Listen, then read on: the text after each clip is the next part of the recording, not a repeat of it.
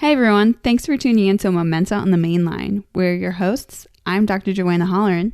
And I'm Dr. Lon Green. We're here to talk about all things health, wellness, fitness, performance, and overall well-being. Hope you enjoy the show.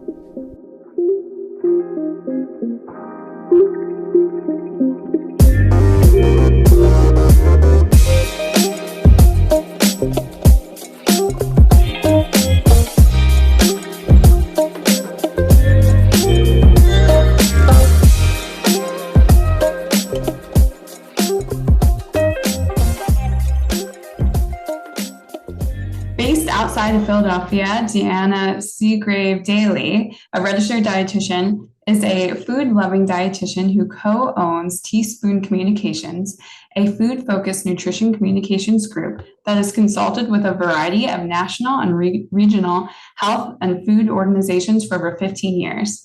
Deanna writes, develops recipes, and dabbles in food iPhoneography and videography for her popular blog, Teaspoon of Spice. She also regularly live streams on Teaspoon of Spice's Facebook page, along with her business partner, Serena Ball, where they are known as two dietitians who love food as much as you do. Spanning 2 decades, her recipe development, traditional, and social media communications experience, Deanna has honed her culinary nutrition skills in the Mediterranean lifestyle and has co-authored 3 books, the best-selling 30-minute Mediterranean diet cookbook, Easy Everyday Mediterranean Diet Cookbook, and coming this December, the Sustainable Mediterranean Diet Cookbook. More than 100 easy, healthy recipes to reduce food waste, eat in season, and help the earth. Most recently, Deanna has teamed up with Bliss Travels, a boutique travel group, to customize trips to Mediterranean locations. The first trip, Travel with the Teaspoons culinary tour, will be in Provence, France this fall, with 2 more trips planned for 2023. Back to Provence next June and then Croatia that fall. Deanna has a BS in nutrition and a BS in marketing, both from Penn State. Her teen daughter and tricky eater husband keep her inspired to create appealing, good-for-you family cuisine at home in Havertown, Pennsylvania, where they live with their 2 rescue cats. Wow, so many questions for you, Deanna. But first of all, I'm here to answer them. Perfect. First of all, thank you so much for being here today. We really appreciate you spending the time to give us a little bit of information. Perfect. It's a pleasure. So I have to ask you first, why nutrition? What sparked your interest in studying nutrition? Well, I kind of went about it a backwards way, I like to say. So I went to Penn State. I wasn't really sure what I wanted to do. And I thought, oh, I'll major in business. So I was a marketing major up until my junior year. But along with many freshmen, I did gain a decent amount of weight going away to college because I wasn't playing sports anymore. I was eating at odd hours of the day. And it was my junior year. I was not feeling good about myself. So I thought, oh, let me exercise a little. And that's when I really started paying attention to what I was eating because I was just eating whatever I wanted at that time. And so I took a nutrition class as an elective and just immediately fell in love with it. I think part of it was because I've always liked to cook. And I've liked food. And then there was a personal interest myself in eating better. And then the instructor was phenomenal.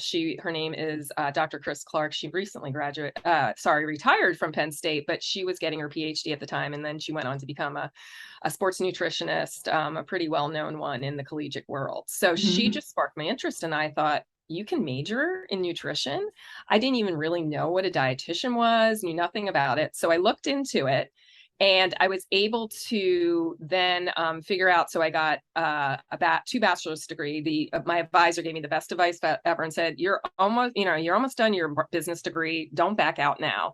You'll do great with a marketing degree." And so I stayed an extra 3 semesters and was able to get a bachelor's in both marketing and nutrition, which now, I use interchangeably. Now, I couldn't have known it back then, but for what I ended up doing in my career as almost a non-traditional dietitian, it's been absolutely invaluable. So that's kind of how I got introduced to it. So I was way more interested into the food role of dietetics, where back in the day, most dietitians went on to work in clinical roles in hospitals in assisted living, in food service, that kind of arena. And that was never my interest, the more medical end of it. In fact, that's what hesitated me to go into it, because science was never my strong suit.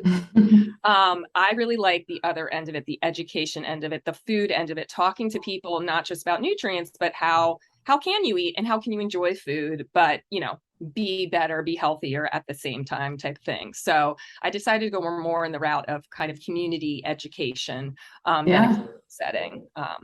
So I got my internship to become a registered dietitian. Anyone can call themselves a nutritionist. I like to educate people. Anyone could put a shingle out and say you're a nutritionist, but much like a registered nurse or a medical doctor, to become a registered dietitian, you need to have a bachelor's degree in or a master's degree in nutrition or dietetics, and then you need to do an internship for a year. So that's experiences, hands-on experiences, and then you sit for an exam, and then you get the credentials, and then you have to do continuing education every 5 years to recertify, et cetera. So it really is based on science, and not just, put your shingle out there type of thing. So that's what I did to get started in the field. And that was almost more than 25 years ago, which is crazy for me to think of. The time is flying by, I'm sure. Yeah. That's awesome. I love that you've kind of taken on just the more educational role. And as a fan of your cookbooks, I know we've discussed this outside of this conversation, but I really do appreciate the portions of your cookbooks that do kind of prioritize the education realm of the Mediterranean diet. But what specifically drew you toward the Mediterranean diet, considering all the education that you've had, very extensive education in your background? What was it about the Mediterranean diet? And maybe can you define what exactly a Mediterranean diet is for people who might not be as familiar? Absolutely. Like many parts of my career, I feel like, a lot of it is hard work and absolutely networking who you know, and kind of being in the right place at the right time. And when I first started out, I worked for 9 years with the Dairy Association, which hired dietitians to do nutrition education in schools and with health professionals, but also do communications and PR and media. So I kind of learned all of that on the job there, and then doing cooking demos and that kind of thing. And then I started my own business with my business partner, Serena, for the last almost 15 years. We've done that kind of work, communications work with companies, especially as we've gone into the blogging age and into the social media age. I mean, blogs are almost passe now, but they weren't, they didn't even exist when I first started out. So we kind of dove into that world and found other like-minded dietitians who were really big about having recipes on their blog and talking to people about that and showcasing how healthy food can look beautiful and gorgeous. Because we know on social media, you're going to click on something that looks really amazing and delectable. You're not going to just click on a picture of broccoli. So we kind of rallied around dietitians who were doing like-minded stuff so we could compete with maybe some of the blogs out there that had lots of followings and beautiful pictures, but maybe not sharing really sound science, nutrition wise, et cetera, more fad diet type of things. So as a result, we built our blog, Teaspoon of Spice, and we have over 700 recipes over there. This is over, 11, 12 years of work. But as we were doing that, it was about 5 years ago now, almost 5 years ago, we were approached by an online publisher who's become much bigger than just a traditional publisher now. They're called Callisto, and they were looking for experts to write books. And they approached us and said, would you be interested in writing a basic book on the Mediterranean diet? Now, per se, Serena and I, that's my business partner, weren't necessarily doing recipes just about that lifestyle. But when we started looking at our recipes and seeing how we preferred to cook and eat, it really did jive with the Mediterranean lifestyle. I have Italian background, Italian-American background. So, I grew up eating lots of pasta, fresh vegetables, little less meat, that kind of stuff. So I just felt like that was kind of my area of comfort food. And when I've traveled all over the world, it's been to a lot of Mediterranean countries. I know that's not the same as living in there, but it just felt like a lifestyle and diet we were comfortable talking with. And also one that's we just don't even like using the word diet because it's become a bad word in our day and age, unfortunately. The true definition of diet is what you eat to sustain your life. But it's become this 4-letter word. So what we really like about the concept of it is talking about all the foods that are featured in these countries that are fantastic to include more into your lifestyle and your eating routine versus following a very strict regimented plan. We're just more about exposing people to those different foods, the different spices, the herbs, the cultures as well as the actual diet. So we were approached by an online publisher to do this cookbook, which we had to turn around very quickly. But because they were a type of company that most publishers, you have a cookbook in mind, you would write a proposal and submit it to publishers and hope they pick it up. This company does it a different way. They are very savvy with online searches, so they would see what kind of topics people are searching for beyond cookbooks, any kind of topic. And they found that Mediterranean diet was very searchable, so they wanted to have a cookbook written by dietitians who obviously were familiar with cooking and food, etc. So they approached us. We thought, okay, we got to do this. It was a really quick turnaround, but there was 2 of us, and we were able to take a lot of recipes from our blog and kind of tweak them. And it was such a crazy learning curve, but it was fantastic. And so that was our first book, the 30-minute Mediterranean diet cookbook. And because of, sheer luck of how they marketed it on Amazon, and it's available in all bookstores, like brick and mortar stores, but also on Amazon, that to this day, it's still a bestseller. It's still, if you Google Mediterranean diet cookbooks, it's going to be in one of the top searches. Yeah. So it just got us even more interested in it. And we learned a little bit more about, the Mediterranean diet. I got to go to Israel, which was really awesome too, to expand my horizons there. But back to your original question. What is the Mediterranean diet? So basically, it's really focusing on a part of the world around the Mediterranean Sea. So it's the countries that surround the Mediterranean Sea. It was a good geography lesson for all of us. Because it actually includes over 20 countries. So let me just throw that to you, Joanna. When you hear the Mediterranean diet, what country, or just 1 or 2 countries you think about? Like when you hear Mediterranean, what countries come to mind first? Italy and Greece, for sure. Yes. So most people think Italy, Greece, perhaps like southern France, and Spain. Those are the ones that come up. If you do a Google search, those are the pictures that are going to come up. Those are the cuisines you're going to see, which probably a lot of people are very familiar with those cuisines.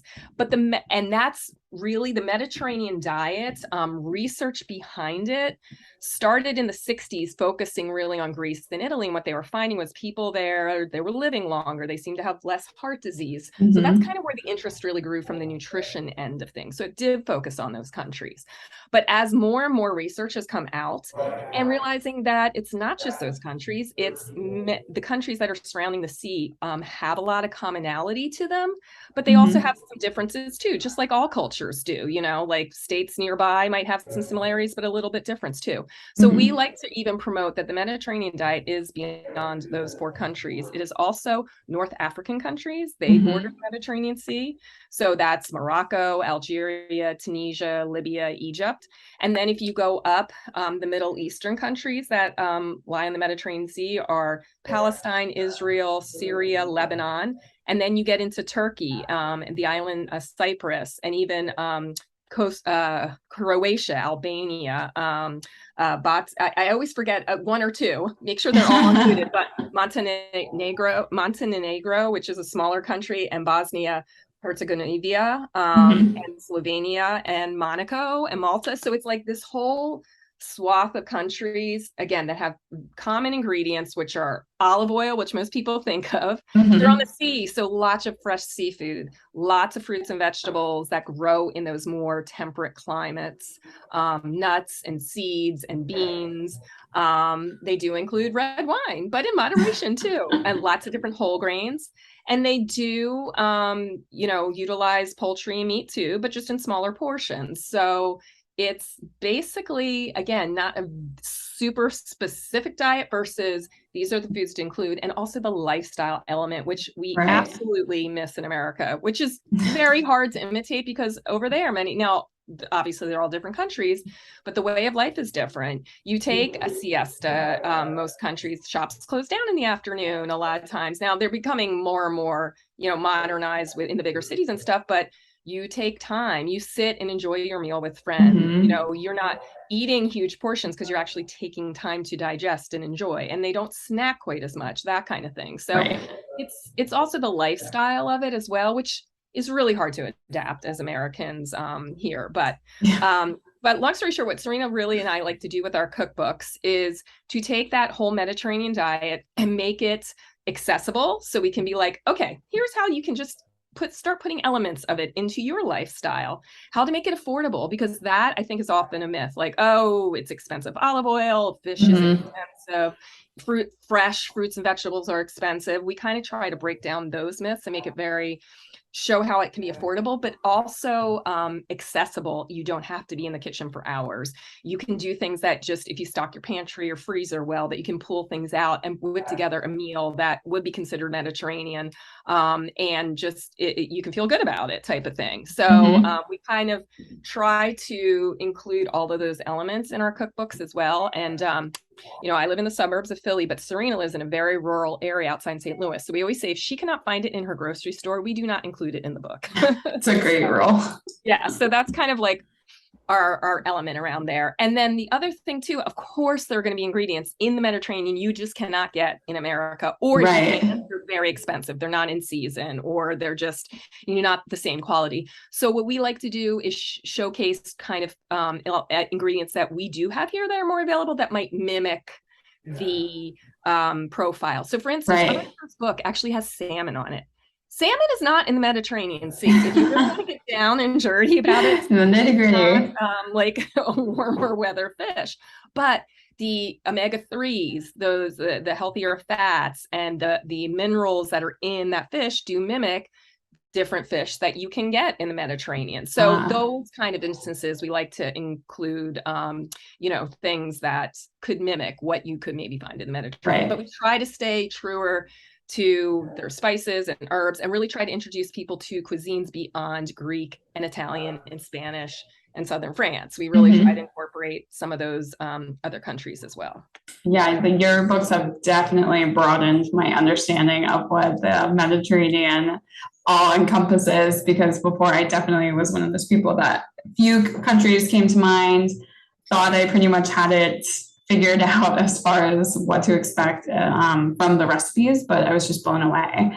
And you're not alone, Joanna. Like that's how it's portrayed. I mean, unless you visit there or you're from there, that region of the world, it's how it's portrayed in just the media. It's those 4 countries it's boiled down to too, which is interesting as we learn more about different cultures and how some cultures are kind of ignored in certain swaths of diets and all that. And what we like to talk about too, you hear about the Mediterranean diet, it's almost like the quote unquote hot, popular lifestyle one, but it's not to say that that is superior to cuisine from India or cuisine from certain Asian countries or cuisine from the Nordic region. I mean, all our cuisines, it depends on where we're from. That's where what grows there and that kind of thing. It just does have a lot of wonder.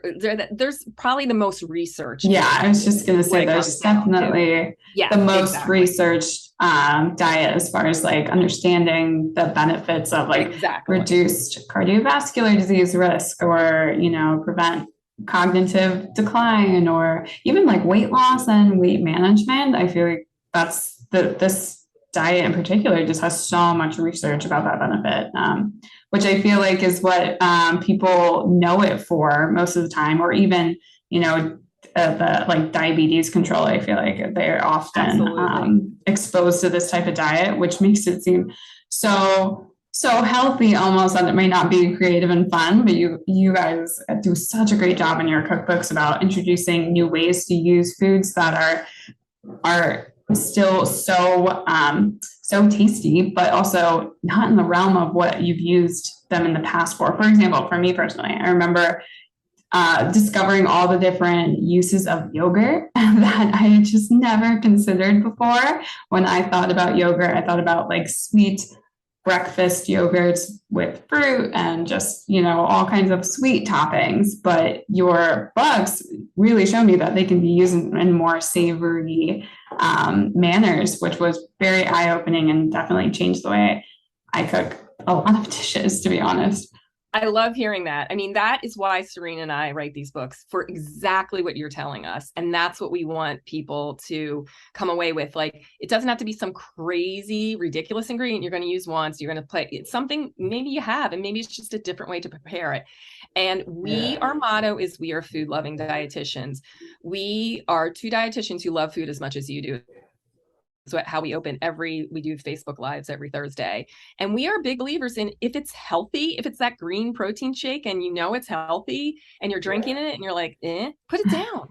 Put it down. It should taste good. Healthy food should taste good, and it can taste good. And guess what? You're not going to like everything. People think I'm crazy. I'm the dietitian. I don't really love cauliflower. I am not on I want my regular bread and pizza. And if it's a vegetable that I'm going to, it is not cauliflower. But that's okay, because I eat other types of vegetables too.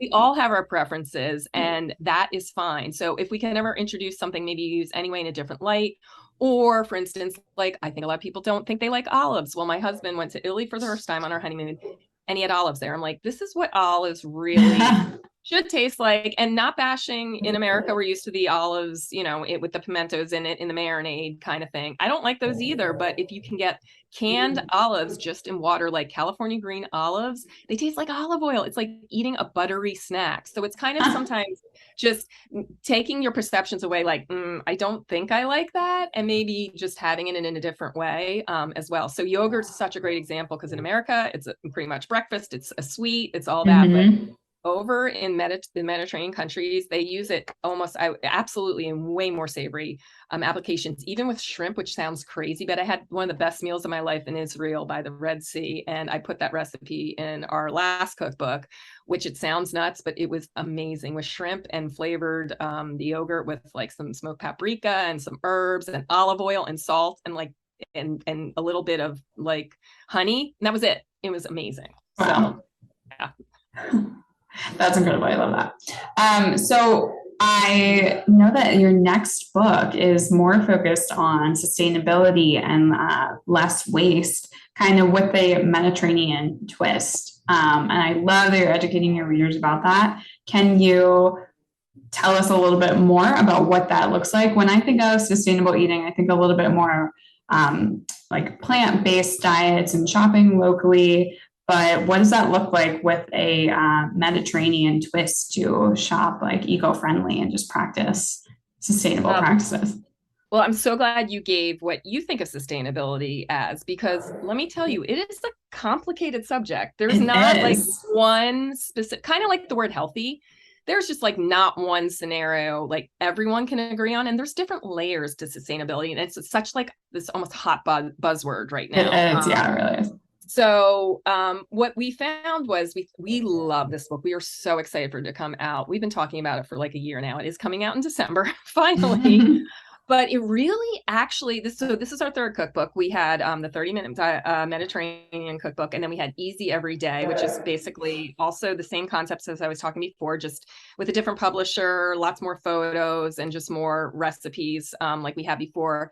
But this one really has even changed the way we cook. And that's the thing, what we love. We've been doing this for so long, and we still learn from everything every day when we're cooking. And we do Facebook Lives where we're showcasing, and we've picked up a lot of sustainable tips from our readers and our viewers. And so basically the subtitle of it, it's the Sustainable Mediterranean Diet Cookbook, because the Mediterranean diet by nature is pretty sustainable. And honestly, if you really think about it, anyone who is eating their country's cultural way of eating is pretty sustainable if you're eating foods that are grown on your land and are nearby. Now, in modern times, that is just not realistic for many of us anymore. So, but as a rule,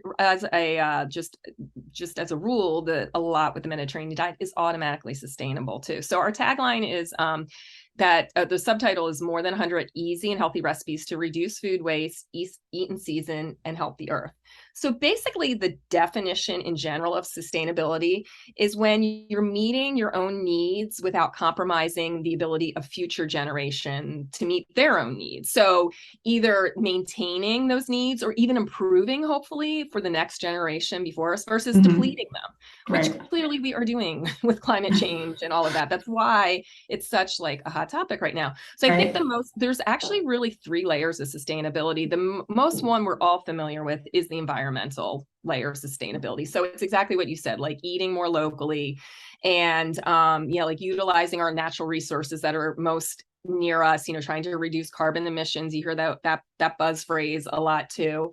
And doing things that in eating and growing food that doesn't harm the planet or leaves it in a better place type of thing. Mm-hmm. But there's different layers to sustainability. There's also economic sustainability. So while we want to do that, we, want to make sure that economically people worldwide are sustainable, that they're not caught in a cycle of poverty. They have access to these resources. And that's a whole nother subject, but the whole GMO thing and crops, and that gets a lot of scrutiny. But you know what? In some ways, that is something that sustains economically, people's livelihoods and is going to help feed the world as well. And that's where social sustainability can come into. By the year 2050, this is in our book, and I had to write it down to make sure I got it right. The world will have to find a way to feed an additional 2 billion people. So that's a lot of pressure on farmers and ranchers and all of that. So they are finding ways and means to be sustainable socially, to make sure that people, have adequate ways of, having access to just healthy foods. But also, you can go a lot of different layers with socially, economic versus, so that kind of thing. So it gets complicated when you're looking in the store trying to figure out, is this piece of fish sustainable? Well, it's healthy and it's good, but did it fly halfway around the world? Or, is it from a species that's being depleted?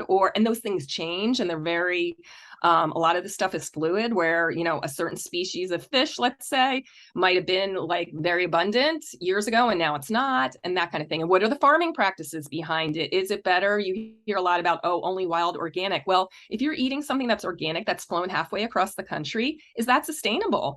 Not necessarily. Unless when you can get something local nearby, even if it's a conventional farmer. So there's a lot of layers to it.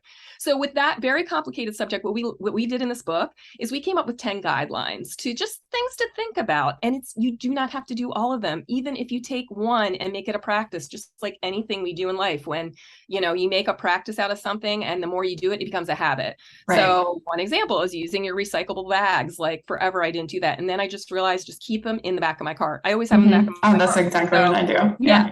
Sometimes I forget to bring them into the store, but just small things like that. Any little thing you can do. So we have these 10 guidelines. We go through and we make sure every recipe in our book actually hits upon at least a couple of them. Some hit upon many of them, but I won't name them all, but they're just things like, we have a lot of ideas on ways to reduce food waste. From thinking about using everything, like the entire herb, not just the leaves, but the stems too, making sure you use your entire lemon if you are zesting it for something, or the juice, saving your peels from stalks, carrot peels and onion peels and all that, throwing in a freezer bag. We have a cool recipe just to make your own veggie broth, throw it all in a pot. Yeah, I definitely appreciate that part. Yeah, I've picked up on those little details in your recipes. Little doodads. Yeah, we're starting with compost or compost pile, those kind of things, and they don't have to be crazy out there. I am not a gardener. I am a black thumb. Serena's the gardener. I am not. I have killed mint. I have killed grass. But one of our tips is grow your own food, and I have done this successfully. If I can do it, anyone can do it. From the stalks of like your romaine lettuce, when you cut off the core, you can stick that in water and like regrow some lettuce or regrow some scallions, like just fun little things like that too. And I'm not saying you have to do all of these things. Certain people are going to pick upon certain things. So we even have a section we feel pretty strongly about called sustainable. We talk in depth about sustainable seafood, but also sustainable meat and poultry, because often you hear that it's all the cows that are producing all these carbon emissions, and it's poultry farmers are horrible to their chickens, etc. All of that kind of stuff. Well, the realization is all farmers, ranchers. I mean, it doesn't make good, even economic sense to treat their animals poorly or not have good animal welfare practices. But on top of that, they are even more aware of sustainability issues. And each year, more practices go into place. They figure out ways to, the interesting thing with beef ranchers is beef cows can get into and eat like the grasslands that are basically you can't plant crops on. Mm-hmm. They can graze on those lands. So now we're using land for that you can't plant crops on. But then then this comes back into like the social sustainability and the as far as then that is a high protein quality product. Beef is for people who don't have access to high protein quality beef or meat or animal proteins. In America, we have abundant access to those kind of things. But across the world, most people get their nutrition from carbohydrates, and they are lacking protein sources too. That's a whole nother thing, but we get into that a little bit, that you don't have to cut out meat and poultry completely. If you want to, that is fine. But if you want to still have it in your diet, you can do that. They do that in the Mediterranean, but here's practices on how to do it a little bit more sustainably and a little more wisely, and picking less used cuts of beef in the store, maybe looking for local butchers, you can even buy, there's certain areas that have local where you can buy part of a beef cow, like a CSA kind of thing, and they like butcher it in different parts and you put it in your freezer type of thing. There's many different things you can do as far as to still have animal protein in your lifestyle. And that they do that in the Mediterranean, but in more sustainable ways. So we have a lot of tips upon that too. And I don't think that's always talked about as well. Yeah. Do you know of any resources locally as far as, places to shop or source your meats? What I always say is go to your local farmers market, because at farmers markets, there's local farmers, because we live in a fantastic area, because Lancaster County is so near us, that is within 100-mile radius. But there's even like beef cow sources or poultry sources, eggs, obviously local dairies, all that kind of stuff. You're going to find those people at farmers markets, absolutely, which is fantastic. And places sometimes like, even honestly, like your regular grocery store, they doing a much better job in making sure they're sourcing not just fruits and vegetables, because I bet you've seen that even in your basic grocery store where you come in, you're like, this is local. They're doing that now more with dairy, obviously, but other animal product, meat, poultry, that kind of thing. And you could always ask the store manager too, which is great as well. So it's just becoming more aware of that. And just like anything, especially with more sustainable meat and poultry and all that, it's more expensive for the farmer, but they're going to do that if customers demand that. So, paying a little bit more, but asking for those things. And we are, as a society, doing that. And it makes, honestly, more economic sense for ranchers and farmers to kind of work that way as well. It just makes sense for them anyway, for their land, and making sure that it's going to be usable in the future as well. Right. So I just like talking, because I've worked with a lot of farmers and ranchers and people that grow all over the country, and both plant-based, animal-based, and they're some of the hardest working people I've ever met in my life. And they are not doing it to make a profit. They're doing it because they love the land, they love their animals, they love all of that. And they really, sometimes I think, get a little bit of bad rap. So we include that in there as well, a little bit, that it doesn't, because I think sometimes people see this lifestyle and be like, oh, I can't eat meat anymore if I can't, or I can't eat, or I have to go completely vegetarian or even vegan. And if you want to do that, of course, that there's ways to do that, and that's fine. But that's not even the true Mediterranean lifestyle as well. So there's kind of something for everyone in our books. We label everything that it's either vegan, vegetarian, if it's gluten-free, if it's nut-free, if it's dairy-free. And most of our books, about 50%, I'd say are vegetarian, but we certainly have meat and poultry chapters. We have fish chapters as well. But very easily it can be adapted if you are just focusing more on a plant-based diet as well. Yeah, awesome. I don't even remember your original question, but I went off on a tangent. So.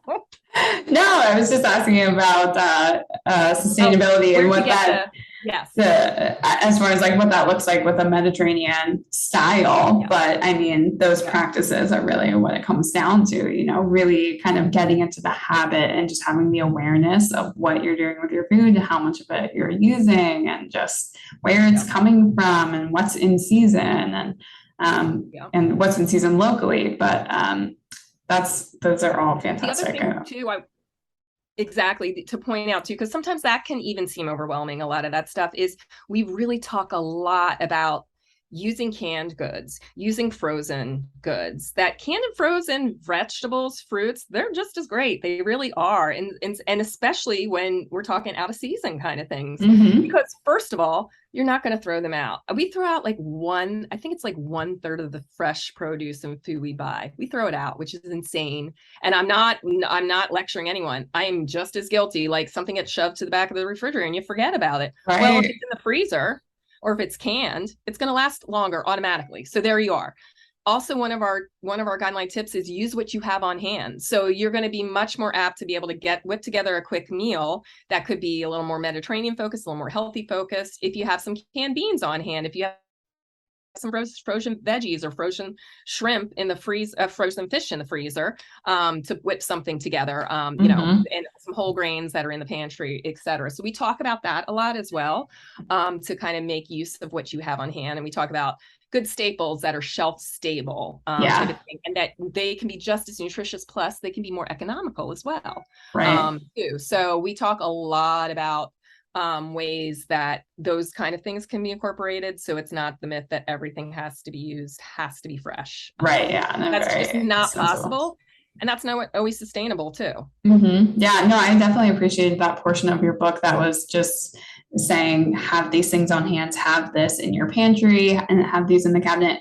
That really, I think that for me was the barrier breaker as far as, okay, this is definitely sustainable and I don't have to be constantly running to the grocery store every day to be getting, you know, different fresh produce, because that for me is a big thing. I don't want to be shopping a million times a week. I want to go once or twice, get everything I need, have a plan. So just knowing what to have on hand too in those moments when you're kind of feeling snacky, because like you said, we're a little bit snackier here in the States. But yeah, having having beans in the cupboard has changed my diet significantly just after having. Wonderful. It's to hear. And how great. Easy it is to just whip up hummus. People, I think, are always blown away by that. You don't even need tahini is traditional in it, which is a sesame butter, basically. But you can even make it with peanut butter and a can of chickpeas and some olive oil, a little salt, pepper, and you're ready to go. It's never would have thought. So what is your favorite recipe from your cookbooks? Do you have a favorite? Oh my gosh. Can you, that's like picking my favorite baby. And we're at the point, it's funny, Serena, like, wait, did we do that? We are actually, crazy enough, this one's coming out in, this is my long-winded way of answering your question. We have this book coming out in December, and we are, as I'm talking to you and we're starting to promote this one, we are working on our 4th one. Oh my gosh. I think it's the last one for a while, but it's called Smart Mediterranean. It is incorporating everything about the Mediterranean diet and how it ties into, there's lots of research and more emergent research coming out, how it helps with, you've mentioned before, but like cognitive health. So brain health, but also mental health, which isn't always talked about as far as tied in with diet. We're starting to talk about a lot more, I feel like, in our country, thank goodness, like being more open about it. It's not so stigmatized, but I think a lot of it's talked more about just maybe therapy, maybe medicines to help, which is part of the picture, but diet is absolutely part of the picture. When is it not, right? Yeah. But it's really interesting things showing about certain vitamins and foods that can help with depression and anxiety and that kind of thing. And guess what? A lot of them are on that Mediterranean diet in the world. So right now I'm like, is it something I just made for that book, or is it something I made for the book that came out, that's coming out, or the one before that? Well, let me mention ones that are already out. My second book, our second book, The Easy Everyday Mediterranean, one of my favorite ones that it's a go-to, we do all the time. And it's funny, after it came out, there was a variation of it that became a fun, like TikTok kind of recipe. And it's where you take a block of feta, you basically take canned tomatoes, and sometimes I'll throw some chopped tomatoes in a big skillet, and you heat it up with some fresh herbs, and you put a block of feta in there and throw some shrimp in, and there's a little olive oil in there and garlic as well, and you basically like cook that all down. In 20 minutes you have this like really amazing kind of fresh tomato sauce with shrimp in it. And then the feta, you break it up into chunks and it kind of melts into it, and you can use that to dip with bread. You could put it over Oh, pasta. I love You could serve that. it with salad. It is ready in like 20 minutes. And that's most of our recipes. We really try to make sure that you're not going to be in the kitchen for hours, or more than an hour, that you can like throw something like that together. And then you can improvise that. We have a lot of recipes where we're like, okay, we do this. Every single one of our recipes has something called a healthy kitchen hack at the bottom. And it will either give you a substitution tip or something to do with maybe if you have some leftover dressing from the recipe. So it's just like another little tip or like a shortcut kind of thing. So like something like that, you could do fish in that. You could do chicken in that if you wanted to. You can make it vegetarian and put some beans in it instead of shrimp. So a lot of our recipes too are almost like I feel like a template or like something that you can then swap in some of your favorite things or something that you have on hand. So a lot of my favorite dishes tend to be the seafood ones. I just love all kind of seafood and of course pasta too. But I think it just depends on the mood I'm in too. But in our sustainable one coming out, we have a version of it in the second one, but in the sustainable one coming out is this really quick, easy pizza dough that you can literally make in minutes. You don't have to let it rise because we use yogurt in it instead of like a yeast. Another yogurt recipe. And then it's fresh pizza dough right then and there that you don't have to like make from scratch, or even if you buy it from the store, you have to let it sit out to room temperature, and then obviously you put anything you want on a pizza for sure. But I mentioned that other one before, the shrimp. I'm talking a lot about shrimp recipes, which is funny. Honestly, I'll do a little education right now. Shrimp isn't the most sustainable seafood. Something with seafood to make it more sustainable is to choose a variety of seafood. Like the top seafood we eat in America is shrimp, is salmon. Those are the top two. So if you can expand your horizons beyond that, it's good. There's not a lot of shrimp is harvested overseas and then flown in. So it's not always the best for, food miles. We like to say, maybe eat it a little bit less. And if you're going to enjoy it, spend a couple extra money and use more, get the local stuff from the US. So, cause it's a little less travel type of thing, but then try different fish that is just outside your horizons, or try cans. There's tons of really good canned fish.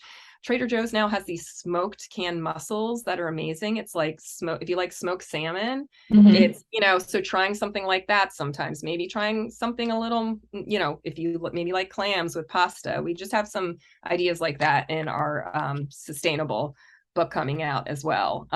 But yes, I'm trying to think of, let me think of another one that might be right for, there's my favorite one again, seafood. It's coming out in our most recent, in our next book is the seafood farro risotto. I love risotto. So it's making risotto not from arborio rice, but from farro, which is almost like a barley grain, which is delicious.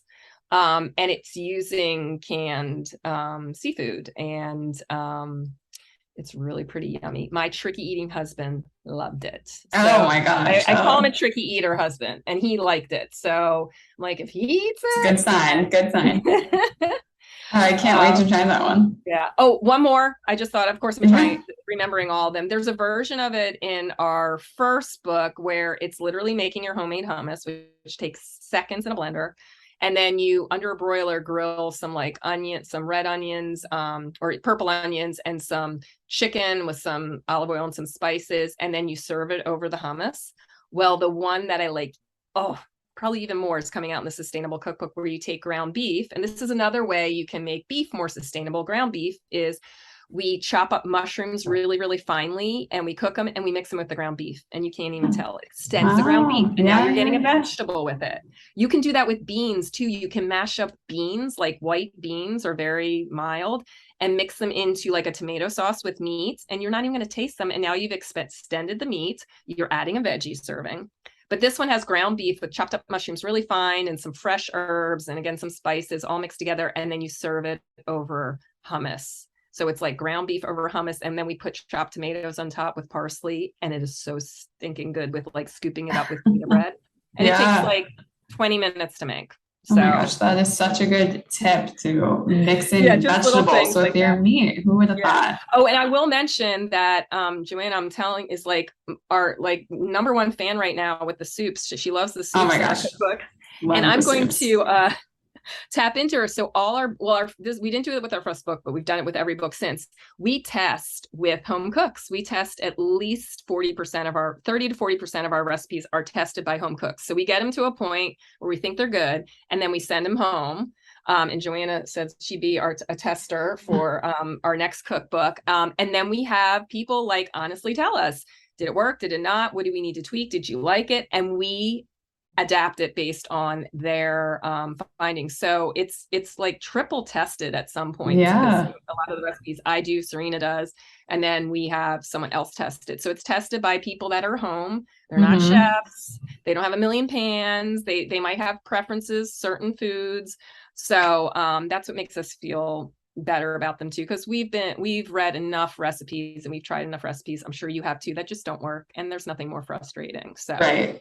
Or too complicated in some manner, but getting that real too complicated life, or you do it and it doesn't work and you're like, this is not, we really try to stand by the recipes to make sure that not only they work but people like them. So right. Yeah. Getting that real life feedback is very valuable. And you're so right in that. I'm a soup fan. I will tell you, one time I did manage to burn a soup, which didn't know that was possible, but that was just me not paying attention.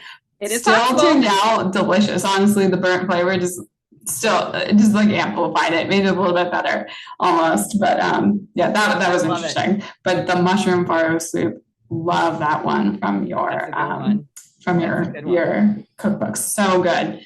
Okay, I want to touch quickly on your traveling plans as far as with the Teaspoon of Spice crew. What did you guys call it? The Travel with the Teaspoons. So yes.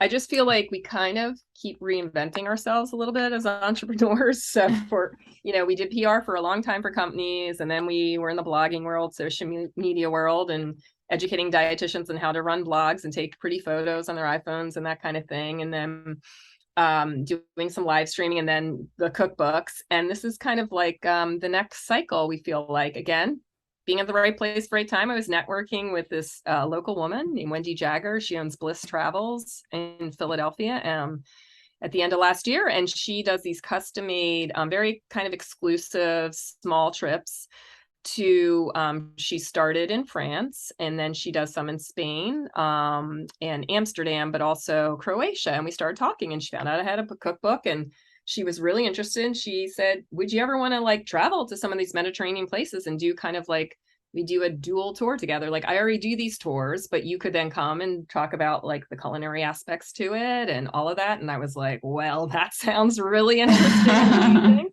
So we're so excited. I mean, it kind of happened really fast, but we've launched these series called Travel with the Teaspoons. So the first one will be to Provence, France. That's southern France, in this October, in a couple months, which is crazy to think. And I think it's about 12 people that are going with myself and Wendy, and we will be in a very small, like a little town in Provence. She doesn't even tell people outside the trip where we're going because she wants to kind of keep it that she has all these. It's really fun and inclusive and very custom made type of thing. So we'll be visiting like an olive oil, an olive grove, and where they make olive oil, and just trying all the different cuisines that are in the southern France this time of year. So that'll be our first trip. And then we're going back to Provence next June, because seasonally that will be a very different trip. Even we're going to the same location because the foods will be different in season. It's poppy season, lavender season. Serena will be coming on that one. And then the third one we just announced will be a year from September, which is Croatia, which I'm very excited about because I have never been there. And it's almost like the unspoken charm of the Mediterranean that hasn't really truly been discovered a lot yet, at least from this part of the world. And it's right on the Mediterranean Sea, and we will be, Wendy said, some of the best food she's ever eaten in her life. Now, this is a woman who's been to France endless amounts of times. So I'm really excited about that one. And if anyone is interested in hearing more, they can, teaspoonofspice.com is our website, and there's information on all those trips there, and my email's on there, and people can ask about that. The one this fall is sold out, but the other two, there are slots left. So we just announced the Croatia one, but I'm really excited about this kind of next venture, because it's one thing to talk about it, but then to actually eat the foods in the country. And what part of the thing that I'm going to be doing is talking to people. Okay, now that you've been to this country and you've had these foods, how can you kind of recreate that at home when we don't have access to the very local cheese or, the very local specific produce? How can you do that at home? So how can you recreate it? That's awesome. I can't wait to hear about those, and I might be going to Croatia with you.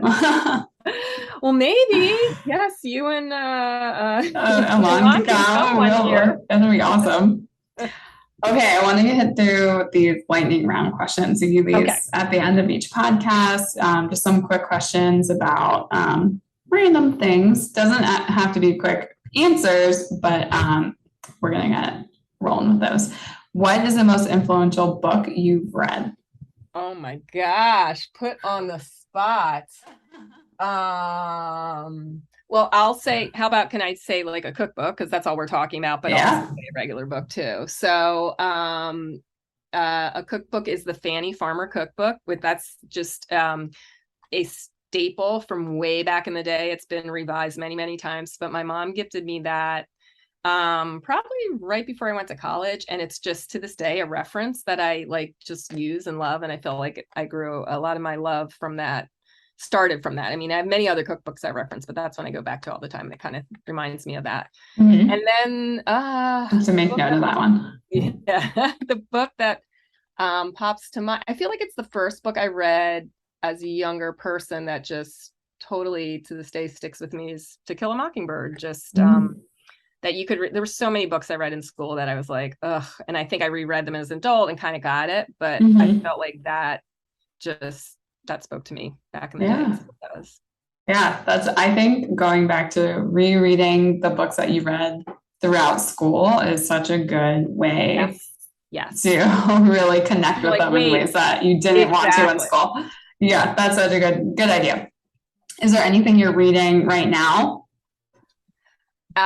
Yes, I kind of go back and forth. I have a pile of books, and the one that is I have on loan I have on reserve at the library is David Sedaris's most recent book. He's one of my favorite authors. He's hilarious. He's kind of like a comedic writer that writes lots of essays about his life, and he's been around forever. He does shows all over the country, but his most recent one just came out and I have that on hold. But the one I'm reading right now, I do like some of the young adult, like what is it, Dystopia, kind of like the Hunger Games, and I love Harry Potter and all that, but actually there's a prequel to the Hunger Games that I didn't even know came out a couple years ago, so I'm reading that because I started reading the Hunger Games with my daughter and she was kind of into it, but then we didn't finish the series, so I had to reread the series, and then I'm reading that sequel too. Nice. But I am the other book that I thought, oh, that reminds me too. I am reading the Anne of Green Gables with her, and she loves it, even though it's such an old book. It's like an old-fashioned book, but